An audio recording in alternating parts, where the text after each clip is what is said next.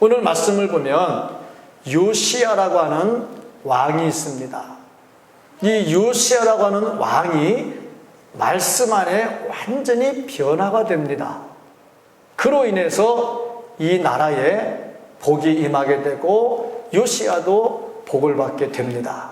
자, 그리고 보니까 한 사람의 변화가 얼마나 중요한가 하는 것을 알 수가 있어요.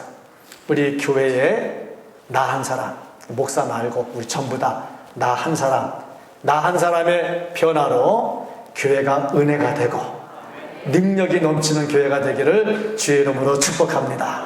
그리고 보니까 이 말씀에서 볼 수 있는 것, 영향력 있는 한 사람의 변화는 전체에 영향을 미친다 하는 겁니다. 여호수아 1장 1절을 보면 모세가 죽었다 하는 말로 시작이 됩니다. 여호수아를 쓰는데 모세가 죽었다 하는 말을 굳이 쓸 이유가 있을까? 또 그러고 보니까 사사기서 1장 1절을 보면 여호수아가 죽었다 하는 말로 또 시작이 돼요. 아니, 사사기서를 쓰는데 여호수아 죽은 게 무슨 의미가 있나 이거지. 그리고 보니까 무슨 의미가 있느냐면 모세가 죽었다 하는 말은 이스라엘을 이끌어가는 최고의 지도자가 죽음으로 인해서 결정권이라든지 운영권이라든지 이런 데 큰 어려움이 생겼다는 겁니다. 여호수아가 죽었다 하는 말은 뭐냐면 이제 지도자가 없어짐으로, 영향력 있는 지도자가 없어짐으로 인해서 다음 세대가 움직이는 것이 힘들어졌다는 거죠. 결국에 이 말은 다 무슨 말이냐면 영향력 있는 한 사람이 그 주변에, 그 환경에 일으키는 영향이 얼마나 큰가 하는 것을 알 수가 있습니다. 오늘 본문 말씀에도 보니까 남쪽 왕국 유다의 왕 요시야, 이 요시야 한 사람의 변화로 나라가 어떻게 됐는가를 보여줍니다. 1절부터 마지막 절 말씀까지 다 읽어야 되겠지만 제가 중간부터 읽었어요. 요시야가 8살에 왕이 됐다 그랬습니다. 8살에 왕이 됐다 하는 것은 아버지가 죽었다 하는 거지요. 분명히 애는 일찍 낳았을 거예요. 근데 죽었다 하는 것은 무슨 의미가 있냐면 서로 왕이 되려고 죽이고 죽고 하는 일들이 비일비재하니까 오래 못 사는 거지요. 그러니까 8살에 왕이 돼요. 8살에 왕이 돼가지고 31년 동안 나라를 다스립니다. 이 나라를 다스리면서 정직하게 행하고 다윗의 길로 행했다, 이렇게 말씀을 하고 있습니다. 당시에 북왕국 이스라엘과 아주 대조가 되지요. 한 사람의 변화로 나라가 부강하게 되고 전체적인 분위기가 참 좋아지죠.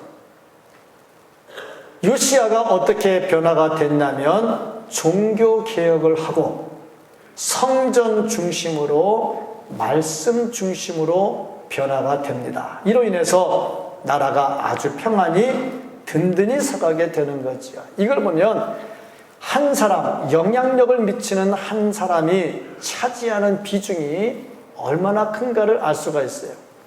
이 남쪽 유다와 대조적으로 북쪽 이스라엘은 하나님의 말씀을 잘 따르지를 않았어요. 그 중에 아주 악한 왕들이 여러 명 나오는데 그 중에 대표적으로 아합이라고 하는 왕이 나옵니다. 아합은 이세벨이라는 여자와 결혼을 합니다.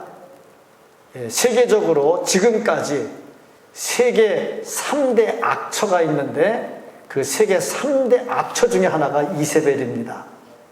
이세벨과 결혼을 해요. 근데 이세벨은 어떤 여자냐면 그 이방 나라의 제사장의 딸입니다. 그러니까 이방신을 섬긴 거죠. 결혼을 하면서 이방신을 가지고 들어옵니다. 그리고 이방신을 남쪽 유다에 막 퍼뜨리는 거죠. 얼마나 많이 퍼뜨렸느냐면 바알신을 섬기는 제사장 450명, 아세라신을 섬기는 제사장 400명, 도합 850명의 제사장을 후원할 수 있을 만큼, 뒤에서 조정할 수 있는 만큼 강력한 미신, 우상을 숭배하도록 만들지요. 그래서 이세벨로 인해서 나라가 굉장히 혼동됩니다. 이로 인해서 엘리야가 가뭄을 선포하고 3년 6개월 동안 비가 내리지를 않습니다. 그러므로 인해서 시냇물이 말라버리죠. 먹을 물이 없어지니 백성들이 얼마나 고난을 당합니까? 왜 이렇게 됐습니까? 영향력 있는 지도자 한 사람이 변질돼 버리니까 전체가 고난을 당하게 되더라 하는 겁니다. 엘리야 선지자가 이건 아니다 싶어서 아합 왕을 찾아가서 진짜 신이 누군지 한번 대결을 해보자. 그래서 바알 신을 섬기는 제사장, 아세라 신을 섬기는 제사장 다 모아라. 우리 갈멜산에서 기도의 대결을 하자. 하늘에서 불을 내리는 신이 진짜 하나님이다. 그 기도 대결을 해요. 그래서 하나님께서 불을 내려주셔서 재물을 태웁니다. 이거를 아합 왕이 다 봅니다. 야, 진짜 하나님이 여호와고 여호와가 하나님이시구나 인정을 해요. 그런데도 변화가 안 돼요. 그로 인해서 나타나는 게 뭐냐? 백성들의 아픔이라 하는 겁니다. 인류의 비극과 인류의 희극은 어디서 나오느냐? 대표자 한 사람의 선택에서 나옵니다. 우리 인간이 많은 고난을 당하고 힘들고 어려워요. 왜 그랬느냐? 최초의 인간이었던 아담이 하나님의 말씀을 듣지를 않습니다. 그래서 따먹지 말라고 한 금단의 열매를 따먹습니다. 그로 인해서 자연이 저주를 받습니다. 자연이 저주를 받으니까 그 자연 속에 살고 있는 인간이 고통을 당합니다. 가시가 나고요, 엉겅퀴가 나고요. 수고하고 땀을 흘려야 먹을 수가 있고요. 뿐만 아니라 생로병사의 문제가 끊이지를 않습니다. 죽음의 고통이 끊이지를 않습니다. 왜? 한 사람 때문에. 그런데 예수 그리스도가 이 땅에 태어났습니다. 예수 그리스도께서 우리를 위해서 십자가에 달려 돌아가시고 우리의 모든 죄를 다 짊어지시고 죄를 용서해 주시고 죄의 싹신 사망을 감당하셨어요. 그래서 우리에게 참 생명을 주셨습니다. 그래서 전 인류는 예수 그리스도로 말미암아 구원을 얻게 됐습니다. 누구 때문에? 한 사람 때문에. 이만큼 한 사람이 굉장히 중요한 거예요. 어디를 가나 어느 단체를 가나 지도자 한 사람, 영향력 있는 지도자 한 사람이 이렇게 중요한 겁니다. 그래서 우리는 나라를 위해서 기도해야 되고 지도자를 위해서 기도해야 되고 교회를 위해서 기도하되 지도자를 위해서 기도를 해야 됩니다. 왜냐하면 한 사람의 선택에 따라서 행복과 불행이 왔다 갔다 하거든요. 나 역시 마찬가지입니다. 개인, 내 집에 가도 마찬가지고요, 회사 가도 마찬가지고, 나 한 사람으로 인해서 나에게 어떤 일이 일어나는가? 사탄의 조롱거리가 되면 안 되고 시험거리가 되면 안 되고 나로 말미암아서 하나님의 축복이 임해야 됩니다. 한 사람의 변화가 그만큼 중요하다 이거죠. 요시야 한 사람의 변화로 나라가 참된 평안을 얻고 기쁨을 얻습니다. 그러면 다음으로 생각할 것, 요시야가 왜 이렇게 변화가 됐을까 하는 겁니다. 요시야의 변화는 말씀의 발견에서 나왔습니다. 성전을 수리했다 그랬는데 성전을 수리했다는 게 참 답답한 말이죠. 좋은 말이면서 왜 그러냐면 그동안에 성전 관리가 안 됐다는 거지요. 수시로 보수했으면 대대적으로 수리할 이유가 없지요. 하나님의 백성들이고요, 성전을 중심으로 살고 있고요, 성전에서 예배를 드리고요. 그런데 이 성전이 완전히 망가지도록 손도 안 쓰고 놔뒀던 거죠. 그러니까 이전의 왕들이 관심이 없었던 거죠. 그런데 요시야가 성전을 수리할 마음을 갖습니다. 이때가 26살 때, 8살에 왕이 됐으니까 왕이 되고 18년 지난 다음에 수리할 마음을 갖지요. 사반을 통해서, 선지자 사반을 통해서 대제사장 힐기야에게 성전을 수리하라고 해요. 그리고 그 돈은 어딨냐? 성전에 이미 수리할 수 있는 헌금을 할 수 있는 함이 있어요. 그러니까 이전부터 아마 그런 헌금이 계속 됐던 것 같아. 근데 그걸 가지고 수리를 안 한 거죠. 그래서 그 돈을 가지고 수리하도록 했습니다. 그러니까 요시야는 항상 성전 중심으로 살았다는 거. 보면 사람이 복받는 비결이 있는데 성전 중심, 교회 중심으로 살면 된다 하는 겁니다. 다윗이 성전을 지으려고 얼마나 그랬습니까? 헌금하려고 다 준비해놨는데도 하나님께서 허락을 안 해서 성전을 못 지었어요. 그래도 다윗은 성전을 지을 그 마음 갖고도 하나님이 주시는 복을 받았어요. 성전 중심으로 살면 이 축복이 이루어진다는 사실입니다. 그런데 요시야가 어땠느냐? 성전을 수리하고 대대적으로 수리하겠다는 성전 중심으로 가요. 그러다가 이제 복을 받는데 어떤 복을 받느냐? 율법책을 발견을 합니다. 목사님, 성전에서 율법책 찾는 게 뭐 대단하다고요? 그렇게 말하면 또 그래요. 다 교회 오면 성경책 뭐 널널한 게 성경책인데. 그런데 사실은 그렇지 않습니다. 이 발견했다 하는 말은 무슨 의미가 있냐면 숨겨졌다 하는 거지. 아니 성전에서 왜 책을 숨겨놔요? 율법책을 진열해 놔야지. 숨겨놓는 이유가 있을 거 아닙니까?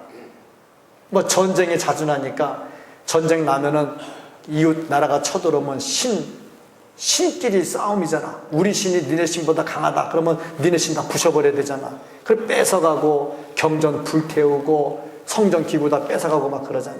그러니까 이 말씀을 보호하려고 아마 성전 어느 한 부분을 뜯어가지고 집어넣고 막아놨겠지. 근데 이제 문제는 뭐냐면 그렇게 했던 사람이 죽었는데 아무도 그걸 모르는 거야. 그러면 성경은 이제 없어지는 거지. 율법책은 없어지는 거예요. 그러다 보니까 이 사람들이 율법책이 없이 살았다는 거예요. 왜냐하면 요시야가 이 율법책을 받고 그거를 사반이 읽었을 때에 옷을 찢고 가슴을 치고 통곡하고 회개했다는 것은 무슨 말이냐면 그동안의 말씀을 못 봤다는 거예요. 왜 못 봐? 없으니까 못 보지. 뭐 지금같이 인쇄술 줘가지고 성경 막 보급되고 그런 거 아니잖아요. 하나 손으로 써가지고 갖고 있는 거 하나 이사야서 하나만 해도 달구지가 몇 개씩 되는데 그 다 못 가지고 있었던 거예요. 그런데 이 성전을 수리하다가 그 말씀을 발견을 한 거야. 그리고 이 말씀을 발견하고 회개하면서 은혜가 막 임하게 된 거죠. 그러고 나서 요시야가 완전히 변화가 되는 거야. 여기서 뭘 볼 수 있느냐? 변화라고 하는 것은 말씀이 들어올 때 일어난다는 겁니다.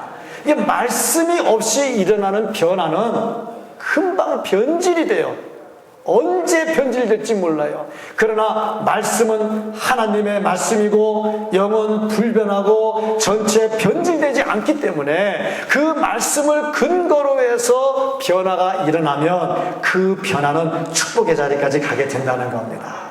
그래서 요시야가 말씀을 발견하는 복을 받으면서 아울러서 말씀 안에 진정한 회개의 영이 임하게 됐고, 그런데 요시야가 진정으로 변화된 게 무엇 때문에 변화됐냐 이거예요. 그동안에 율법책이 없을 때는 의식만 있었잖아. 예배 의식. 소 잡아 죽이고 양 잡아 죽이고 뜯고 불태우고 의식은 있었잖아. 의식이 요시야를 변화시켜주지 못한 거야. 그런데 말씀이 들어가니까 회개하고 변화되고 능력이 나타나는 거 아닙니까? 그래서 우리가 진정으로 변화를 체험하기를 원한다면 말씀이 들어가야 됩니다. 목사님, 저는요 예수 믿고요 20년 30년 지나도 변화가 안 돼요. 왜 변화가 안 됩니까? 말씀이 들어가야 되는데 말씀의 깊이를 느끼지 못하니까 변화가 안 되죠. 말씀은 좌우의 날선 검이고 말씀은 하나님의 능력이고 말씀이 들어가면 변화가 되게 돼 있습니다. 말씀 안에 진정한 변화를 체험하기를 주의 이름으로 축복합니다. 그 다음 단계 세 번째가 뭐냐면 말씀이 들어오면 화가 복으로 바뀌게 되더라 하는 겁니다. 왜냐? 화가 왜 왔느냐? 말씀대로 안 사니까 화가 왔지. 근데 말씀이 들어오니까 아, 이건 잘못됐구나. 말씀에 비추어서 잘못을 고치죠. 그러면 화가 더 이상 머무를 이유가 없잖아요. 그래서 말씀이 들어오면 회개의 영이 임하고 회개의 영이 임하면 화가 복으로 바뀌게 됩니다. 신명기 28장을 보면 1절부터 14절까지 축복의 말씀이 나옵니다. 그리고 15절부터 마지막 68절까지 진노, 저주의 말씀이 나옵니다. 그러면 14절 이전과 14절 이후 15절부터의 이 기준점, 축복과 저주의 기준점이 뭐냐? 말씀입니다. 말씀. 말씀에 순종하면 축복, 말씀을 거부하면 진노. 이게 되는 거예요. 말씀이 기준점이에요. 그래서 1절부터 14절까지 말씀을 보면은 모든 민족 위에 뛰어나게 하시고 떡반죽 그릇이 복을 받게 하시고 양떼들이 무성하게 해주시고 들어와도 복을 받게 해주시고 나가도 복을 받게 해주시고 토지의 수산이 많아지게 해주시고 하나님께서 하늘의 보고를 열어서 때를 따라 비를 주시고 손으로 하는 모든 일이 다 잘되게 하시고 머리가 될지언정 꼬리가 되지 않게 하시고 모든 축복의 말씀이 다 나와 있어요.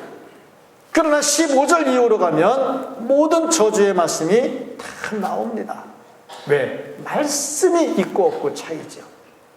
말씀에 따라서 변화되었느냐 안 되었느냐 거기에 축복과 화가 막 갈라지게 되죠. 오늘 본문 말씀에도 19절 20절 말씀을 보면 이렇게 기록이 되어 있습니다. 내가 이곳과 그 주민에게 대하여 빈터가 되고 저주가 되리라 한 말을 내가 듣고 마음이 부드러워져서, 잘 보세요.